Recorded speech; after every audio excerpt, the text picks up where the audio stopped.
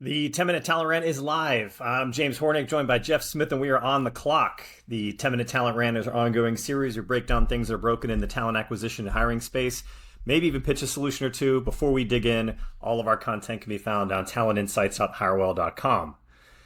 This week's topic, episode 111, really getting up there. Candidate experience has never been worse. Never. Never. It's so bad. I was actually I posted something on LinkedIn the other day. Like, remember when candidate experience, like, talking about it was a thing? Because that was the issue in like 2021 when the market was hot. Yeah. I mean, we all cared deeply about each other as human beings back then.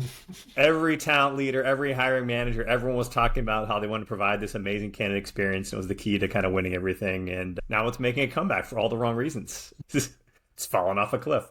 The quick side story, I do remember at that point in time, this must have been 4 years back, I had someone blow me up on LinkedIn because, as us office dorks, we get so tied up in the lingo that we use. This guy was really pissed. I mentioned something about poor candidate experience, and he thought I was like being judgy and saying some candidate had poor work experience. And I realized we are not talking the same language, and it's not this guy's fault. It's we're the weirdos. But it's LinkedIn's a social platform, not to complete. People infer different things based on what the shoes that they are in, and not understanding that is exactly how you got into that problem. Exactly. Yeah. So to be clear, when we say poor candidate experience, we're talking about poor experience the company interviewing the candidate gives them. So the candidate had a poor time. They did not enjoy the process of interviewing with a firm. Anyways. Part of, I guess, what we want to talk about this is we're going to talk about the economy a little bit here because that's one of the kind of the triggers. Part of the fiscal responsibility playbook in these scenarios is to pause hiring. I hate it. Well, we have to admit that that's driving a lot of things, or at least if not pause, there's a pressure to make really damn sure that we really need to make this hire before moving forward. And I think that's kind of the crux of a lot of these issues. But anyways, So that's where things break down. Jeff, what say you?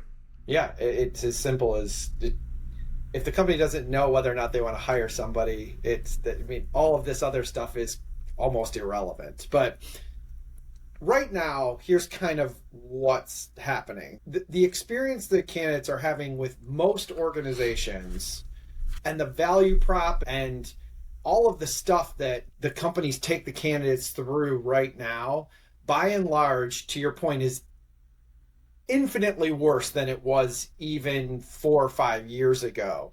And we're going to touch on it, but I think a lot of it has to do with this virtual stuff. I don't think companies realize they're doing it. They're getting a lot of affirmations from the market and saying, everything's great. There's some talent out there that's interested. They're getting some inbound. And so there's this, this push and pull between what the real market is versus what companies think it is.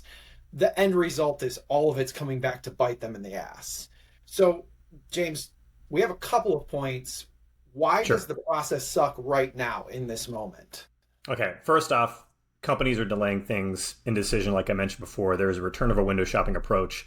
Recruiters, whether they're agency or internal recruiters, I believe are moving pretty quickly. It's the hiring managers and execs. A lot of times the execs are pretty far from the process, are not. Even when there's a strong pipeline, there's just a lot of companies that are really slow to act on it. And there's a few reasons for that still. So first, elephant in the room, tariffs, potential recession. A lot of companies that cater to the government services have had their funding cut. Everyone's still obsessed with shareholder value, and everyone's really just afraid of making the wrong decision and being scapegoated for it. So whether it's fair, fair, we get it. Anyway. Yeah. So there's a hesitance to move quickly because there's a fear of making a mistake. So kind of second thing underneath that, though, is there's this belief that talent is abundant due to media narratives. And it's patently false. It has been false, save for a few very niche areas. Ever since we rebounded from the pandemic, companies think all these candidates should be begging for jobs. I feel so strongly about this one. I'm gonna talk about this in a little more depth kind of at the end of this conversation.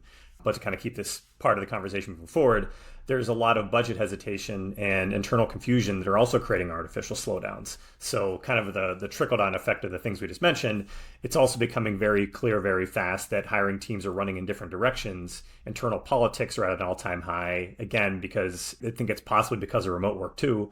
People aren't able to kind of see each other and interact as quickly and make decisions together more collaboratively. Things just get delayed out. Yeah. like most of this comes into play. Like there's lots of people who are grinding it out on their leather ass and really scared of up leveling their team because it's going to expose whatever they aren't doing. The second big piece is the process in which this is all being constructed upon. Candidates are reporting wildly different experiences within the same company and sometimes for the exact same role. It's befuddling. There isn't any quality checking going on across groups within the companies. And those that struggle with recruiting are kind of bucketed in as everyone's just off doing their own thing and assessing candidates in their lens, which brings the politics into play, by the way. Some candidates get full in-person panels, others get a couple of Zoom calls, the former being far more valuable. Hiring steps are changing mid-process, often without explanation. So I think this is very much, I'm calling it the idle hands effect. I really believe that when there's a slowdown, in your people want to make really damn sure they're making the right hire, they just invent more steps and more work and more checks. It's actually Parkinson's law, like work will expand to fill the time allotted for its completion. So if all of a sudden there's not as much urgency around it, people just have a tendency to make up more interview steps. That way they feel like it's being productive. Yes, there's a lot of junior managers out there, and sometimes maybe bucketing junior in with maybe their only management experience has been post-pandemic, so they haven't seen the world of managing somebody face-to-face in person sitting next to them. Maybe that's part of it. I don't know. But there's this lack of confidence that causes these delays and confusion. And let's call it what it is. Some of these managers are just out. They're just downright scared of being outed for doing nothing. And it's increased in the remote work era. Again, not saying all remote employees, us included, are lazy. It has exposed some folks.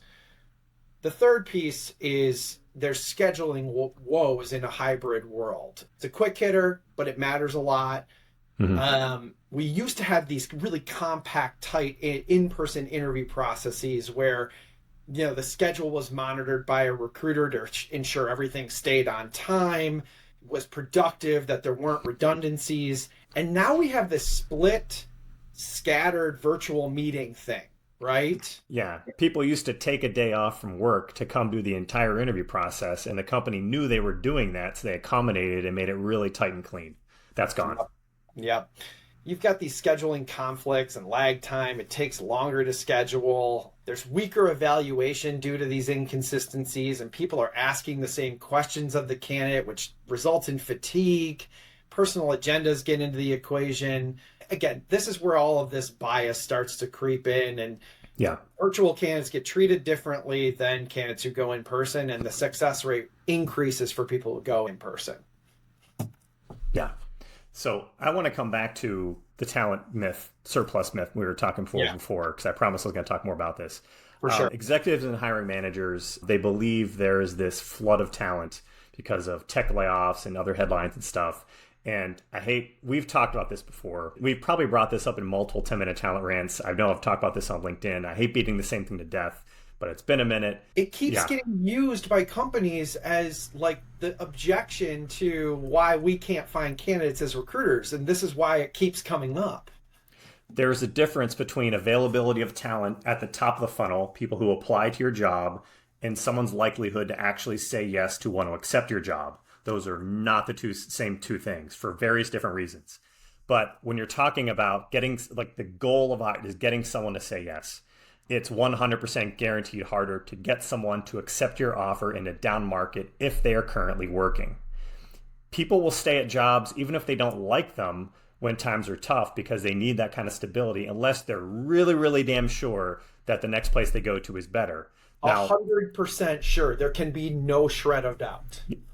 If your interview process is a mess, if the communication is poor, the best candidates you really want will say no to you. Full stop. I couldn't be any more clear on this, that it doesn't matter what headlines you read or how much talent's out there. If you're not treating people right and giving them a high degree of confidence that you're better than their current employer, they're going to say no. The amount of time we have heard, I can't believe that candidate didn't accept the job and they were a passive candidate. I mean, it's a lot. It's enough for me to bring it up right now. Yeah. On top of that, I talked about like even at the top of the funnel still isn't even there for a lot of areas. Like people have to realize like senior matrix roles, people who can do it all, people who can wear multiple hats, people who have that strategic and tactical ability. That is a very competitive space. There's really not that many people who do that. The most in-demand skill sets are in demand for a reason. Not many people do them. You want someone who's very experienced in doing AI strategy and actually executing on it. There's just not that many people who've done that yet. The layoffs you do see, I mean, it's a lot more junior people. It might be industries completely outside of what you're doing. And recent grads are everywhere, but experienced talent isn't still. So, yep. Yeah. I feel for you young folks who are trying to break in because everyone increasingly is looking for, the hired gun. The second piece that's fueling the problem is this reputational damage from a bad hiring process.